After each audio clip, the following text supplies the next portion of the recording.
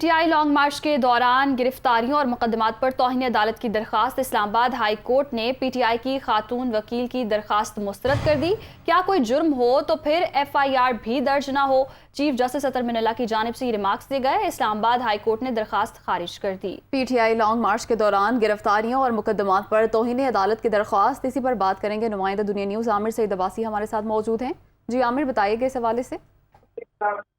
جی chief justice اسلام آباد high court justice اطہر من اللہ نے پی ٹی آئی کی خاتون وکیل کی جانب سے جو دائر درخواست تھی، جس میں ان کا یہ موقف تھا کہ سپریم کورٹ نے انتظامیہ کو کسی بھی قسم کی گرفتاریوں اور مقدمات کے اندراج سے روکا تھا 25 مئی کو، لیکن اس کے باوجود اسلام آباد انتظامیہ نے 19 مقدمات درج کیے اور گرفتاریاں بھی عمل میں لائیں، اور اس میں تمام جو لوگ ہیں وہ اپنی ضمانتیں کروا رہے ہیں ضلع کچہری سے، لہٰذا یہ توہین عدالت ہے۔ اس پر چیف جسٹس اطہر من اللہ نے کہا کہ جو قانونی احتجاج ہے اور غیر قانونی احتجاج ہے، اس میں فرق ہے، اور اگر کوئی آئین توڑتا ہے، قانون توڑتا ہے اور قانون کی خلاف ورزی کرتا ہے تو کیا اس پر ایف آئی آر بھی درج نہ کی جائے اور قانون اپنا راستہ بھی نہ بنائے؟